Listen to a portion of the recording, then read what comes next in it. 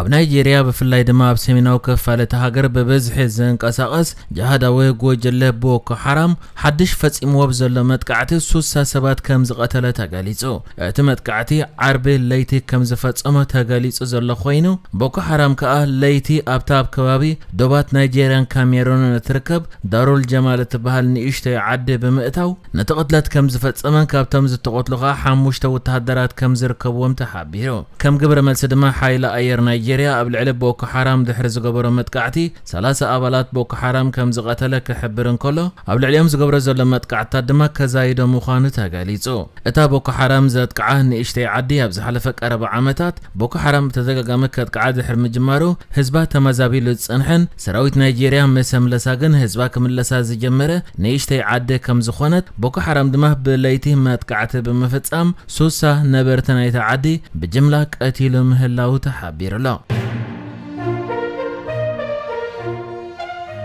ኤርትራን እትን ኢትዮጵያ ዝመርሕ ዘሎ ሰልፍ በልጽግና ኣፍ ደገ ባሕሪ ናይ ምውናን ሕልሚ ንቡርነት ንመልባስ ኣብ ናይ መጥምዛዝን ምትላልን ዘመተ ተዋፊሩ ኣላ ኢላ ሚኒስትር ዜና ኤርትራ የማነ ገብረ መስቀል ብመንገዲ ኤክስ ወይ ናይ ቀደም ትዊተር ዘርጊሕዎ ኣብ ዘሎ ጽሑፍ ንሰልፊ በልጽግና በታ ውሽጣዊ ጸገማት ሓቢኡ ብሰሓቢ ደጋዊ ትርኢታት ክሽፍን ዘፍትን ካብቲ ኣብ ሩስያ ኣብ 18 ክፍለ ዘመን ዘጋጠመ ፍጻመ ዝተወስደት ፖተክሚን እትበሃል መግለጽ ብምጥቃም ነሰልፍ በልጽግና ፖተክሚን ሰልፊ ኢሉ በመግላጽ ፖለቲካውያንን ወታደራውያን መራሕቱ ነዘይጭበጥ ሕልሚ ኣፍ ደገ ባሕሪ ምኽንያታውነት ንምልባስን ልሙድ ንምምሳልን ኣብ ልዑል ዘመተዮም ተዋፊሮም ዘለዉ ድሕሪ ምባል ነቲ ኣብ 50ታት ኤርትራ ምስ ኢትዮጵያ ብግዴታ ዝተቆርነትሉ ናይ ኮንፌደሬሽን ግዜ ጠቒሱውን ንጸሊም ታሪኽ ምቑራን ክልቲአን ሃገራት ክምጉሱን ንዘሎ ኩነታት ምስ ኣነጻጺሮም ክዛረብሉ መፍታንዮም በጺሖም ዘለዉ እዚ ክለዓል ዘይግብኦ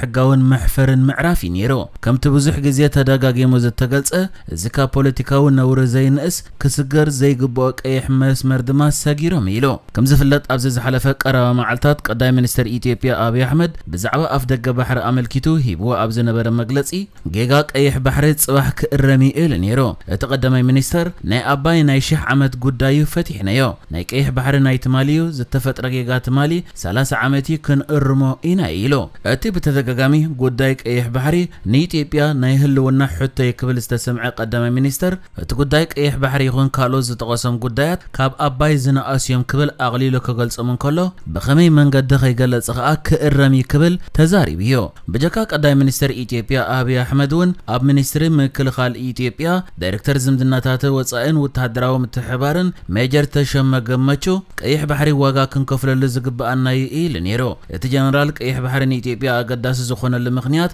4 ነጥብታት በመቕማጥ ኢትዮጵያ ብዓሰብ ኣቢላ ምስ ቀይሕ ባሕሪ ዝጸንሓ ታሪኻዊ ምትእሳር ኣህጉራዊ ሕጊ ኣብ ዝፈቕዶ ርሕቐት በምህላዋ ሕጊ ይድግፈና ይክብል ተዛሪብዮ ንሱ ብተወሳኺ ቀይሕ ባሕሪ ናብ ካልእ ኣካል ክኸይድ እንከሎ መሰጋገር መንግስቲ ይሕሊፉ ሂብዎ ብህዝቢ ዘይተመርጸ መሰጋገር መንግስቲ ድማ ሓላፍነት የብሎም ብምባል ነዚ ጉዳይ ምስቶም ፈተውትና እዩ ዝበሎም ወገናት ይዘራረብሉ ከም ዘለዉ ተዛሪቡ ነይሩዮ ብጀካዚ ሜጀር ጀነራል እውን ኣብ ሚኒስትሪ ፋይናንስ ብደረጃ ሚኒስትር ስርሕ ኢዮብ ተካልን ጉዳይ ቀይሕ ባሕሪ ምልዓል ዝሕፈረሉ ዝነበረ ግዜ ኣብቅዒ ብምባል ኢትዮጵያ ኣፍ ደገ ባሕሪ ናይ ምርካብ መሰል ኣለዋ ክብል ተዛሪቡ ነይሩዮ ሕጂኻ ኤርትራ ብመንገዲ ሚኒስትር ዜና ኣጌራ ነዚ ካብ ቀዳማይ ሚኒስትር ኢትዮጵያ ጀሚሩ ብላዕለዎ ሰበስልጣን ኢትዮጵያ ብዛዕባ ኣፍ ደገ ባሕሪ ብፍላይ ድማ ብዛዕባ ወደብ ዓሰብ ናይ ኤርትራ ዝወሃብ ዘሎ መግለጺታት ኣመልኪታ ግብረ መልሲ ኣብ ዝሃበትሉ እቶም ሰበስልጣን ነዚ ናይ ቀይሕ ባሕሪ ጉዳይ ምኽንያታዊ ንምምሳሉ ከምኡ ድማ ልሙድ ንምግባሩ ኣብ ናይ ምትላል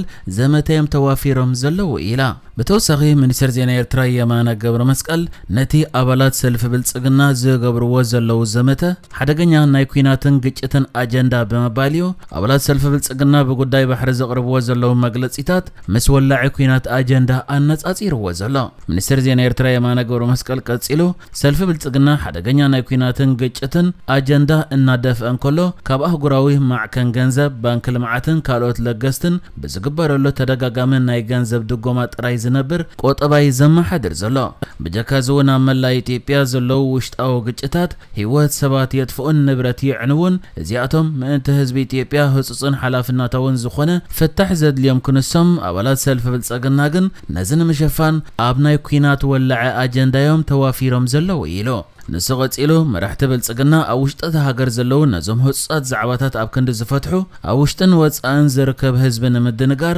كمدما أغالبو محبرسب عالم نمت أمزاز كم ناي كلمة لوط وعلا متحبار أفرو كاريبيان زأمسلو عبيت سحابتي أقات أميتات النادالو أمتلالن مدنجارن يوم توافيرهم زلو أبكندي أبكم زأمسلا نايمت أمزاز زمت زوافرو نيت إبيا زدليا أبحقا ونتن لبونان استسرته حق أن يتعارن سلام سناي متحبارني بمبال سلف بلصقنا وشت أوص أقاماتن مشفانيو زصعر زلو زمسل مغلص هيبو زركب يتران إثيوبيان قدام منستر إثيوبيا أبي أحمد ناب سلطان دحر ممصو أب 2018 تاريخاو زنبره دبلوماسياو مقرب كغبرات جميران እኳን ተነበራ ድሕሪ ኩናት ትግራይ መቁራጽግን ቀስ በቀስ ክልቲአን ሃገራት ናብ ዝሕጂ በጽሕን ዘለዋ ናብ ኩናት ከየምርሕ ዝስጋእ ዲፕሎማሲያዊ ወጥሪያን ኣትየን ዝርከባ أو كتما يرسالين بزتفتصم متقعتي بوحد شدش سبات كم استقتلن حيالو كالوت كم زقسولن سميات عنا حبيرم بوليس كم زغلصو ات متقعتي بفلسطينيان عطغاتي تفصيمو سمز تا كم زحبرو اتم اشبر تزبولون بماكينه نابتياب سميناو كفالتا ختما زركب اوتوبوس دو تبللو قرانا منجد دحر مبصحام يم تخص خفيتم حدا وتهدرن سيفيلن بزهبو قبر ملسي اتم عطغات كاب سراح وصاي كوينم زبل مغلص بوليس وصيلهم زلو خوينو اتم ياتكا أب سلاسات كل عدما زركبو سلاسة دق تبعتيو كلته أب كل عدما حامسات زركبو قوال نستيتن ود تبعتين زركبو وميوم كالو شمن تابتمت قاعت زغسو لسباتون ناب هوسبيتال توسيدم علو ولا كوه جوجل حماس بتمت قاعت كم زتحقوس انت قلصه زاغيت بقى تحالفنت زوسدو لا اكل يلن نابوتا فصامه زبصح قدام منستر بنيامين نتنياهو اسرائيل اب حيالو جنبارات اب كينات انصار شبرا كمتركب تزاريبو اتما شبرت زمصلون قشوتات نمخبابن اب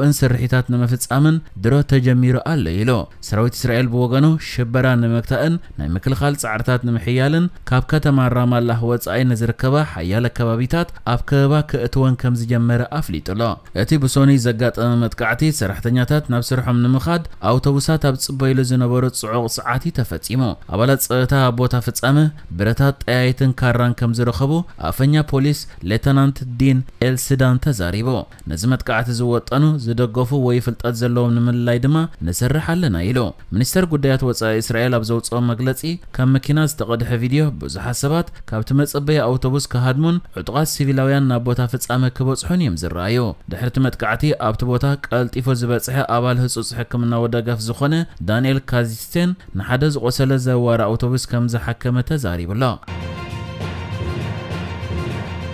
نحجز تدالو الزيناتات ازينيرو بكالك ساب نرغب سلام نعخم